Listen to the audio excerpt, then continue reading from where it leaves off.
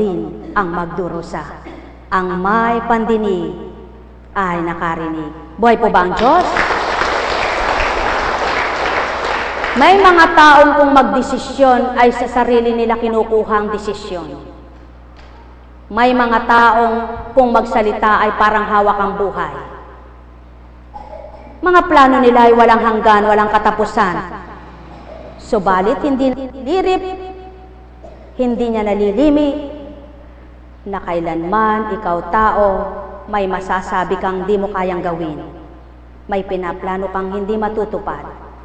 Sapagkat nakikita ng Ama kung mabuti ang plano mo, ipagkakalob niya ang tagumpay sa iyo. Buhay po ba ang Diyos? Buhay po ba ang Diyos? Kaya nga tuwirang tinuturan o sinasabi po sa inyo, ang ahas, nakita niyo po, nakakapasok sa isang tahanan? Bakit? Sapagat siya ay nakakagapang, nakakapamaluktot, nakakasingit-singit. Ganyan po si Satanas. Kaya't kung ikaw ay matibay, matatag sa paninindigan ng Diyos ang sumasayo, hindi ka kayang gapiin ng sinumang kalaban. Sapagkat ang Diyos ay pag-ibig at ang Ama ay kaligtasan. Sumainyo ang kapayapaan. Buhay po ba ang Diyos? Magandang umaga po, mga mahal. Kumusta na po kayo? Salamat. Alam mo, kapatid, kaya lamang po lumalala ang karamdaman ng tao, dito po nagmumula. Sa isip. Kaya rin po sumasama ang pag-uugali ng tao, dito po nagmumula. Kapag nag-iisip ka ng masama, di bagat nagngingit-ngit ka, nagpupuyos ang damdamin mo, gusto mong gawin kung ano yung gusto mong gawin, di po ba? Subalit subukan po ninyong patag ang iyong isip at wala kang iniisip na anumang masama sa kapwa mo. Wala sa iyo yung, ay baka nung sinasabi sa akin ni Juana, ay baka pinag-uusapan ako ni Pedro at ni Juana, ay baka kaya ako ay, ano kaya, chinichismis na ako. Alam niyo po, masama yung ganong pag-iisip. Kailangan bawat araw wala kang iniisip na ganon. Ang iniisip mo kung ano ang salita ng Ama, yun ang dinidilihin mo. Hindi yung kung ano-ano ang pinag-uusapan ng kapwa mo, siyang iniisip mo. Tama po ba? Alam niyo po, yung taong ganon, masama rin ang gawa. Buhay po ba ang Diyos? Sapagkat kailanman ay hindi mo pag-iisipan ng kapwa mo na baka pinag-uusapan kayo, kung wala kang ganong pag-uugali at ganong gawa. Nang dahil ganon ka, naisip mo rin sa kapwa mo. Buhay po ba ang Diyos? Yan ang pawang katotohanan, mga mahal ko. Kaya nga, kung malinis ang puso mo, kung malinis ang isip mo, wala kang iisiping masama sa iyong kapwa. Ang may pandinig ay nakarinig. Buhay po ba ang Diyos?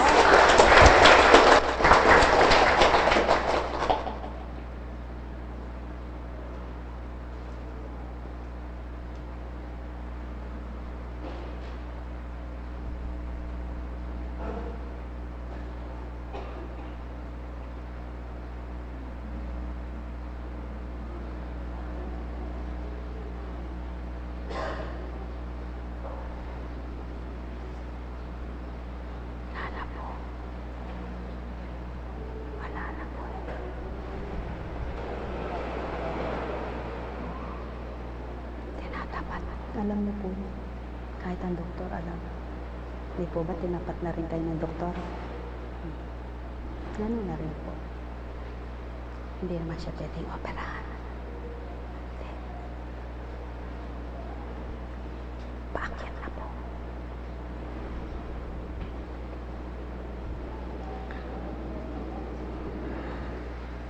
Buhay po ba ang Diyos?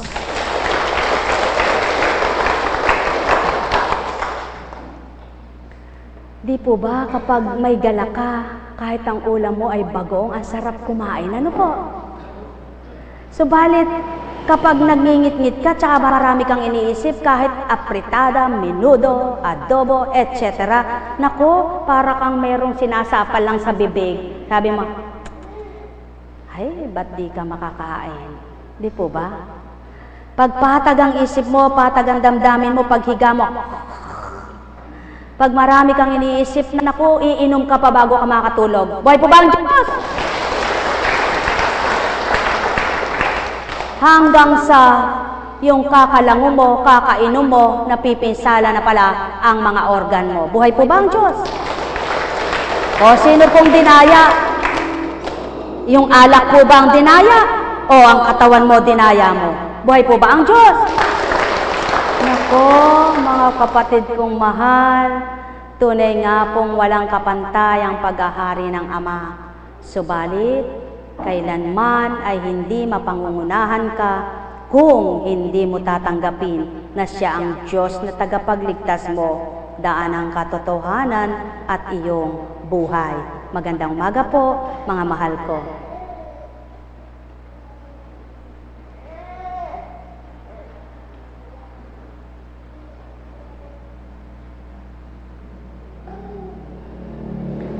Pag po kailangan ng examen, halimbawa, kailangan pa-ultrasound kayo, kailangan pa-CT scan kayo, to prove, para po makita nyo kung ano po talaga. Ano po? Halimbawa, sinabi ng Espiritu sa inyo, kailangan ko para maniwala ka. Sige, magpa-ultrasound ka, magpa-CT scan ka, magpa-endoscopy ka, x-ray ka, magpa-laboratory ka. Kailangan po yan di po ba? At bakit po naman kung minsan nagiging sagado yung tao? Sagado sa hirap, sagado sa sakit, sagado sa lumbay, sagado sa lahat. Bakit po? Di po ba may Diyos? Di po ba't may Diyos ng pag-ibig, Diyos ng galak, Diyos ng kapayapaan, Diyos ng kalusugan, Diyos ng kalakasan, Diyos ng buhay, Diyos ng pag-asa? Lahat na yan, taglay ng Diyos. Di po ba? Bakit po nagaganap yung parang ayaw mo na sa buhay mo? Sino po may kasalanan nun? Ang Ama po ba? Ang Kristo po ba? Hindi po, walang kasalanan sa iyo yaon. Walang kasalanan ng sino man, ang Ama, ang Anak, ang may kasalanan, ikaw. Buhay po ba ang Diyos? Buhay po ba ang Diyos? Di po ba? Kaya nga mga mahal ko, kay sarap po, halimbawa may pasyente.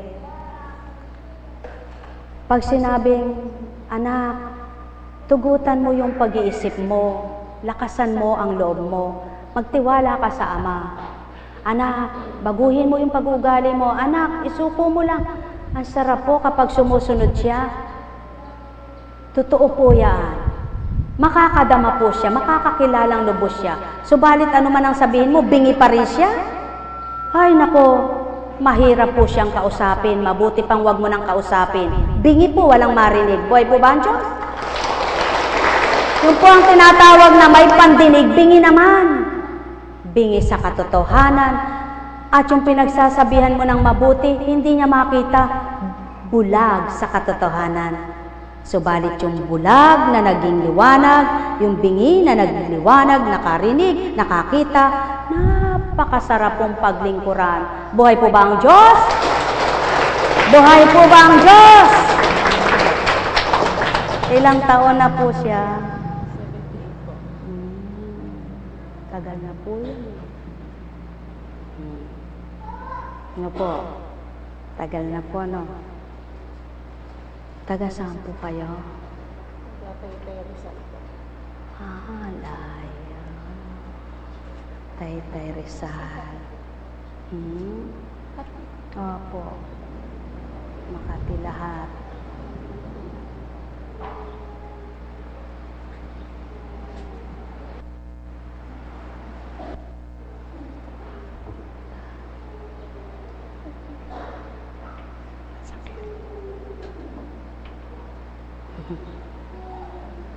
Pagmamahal ang kailangan.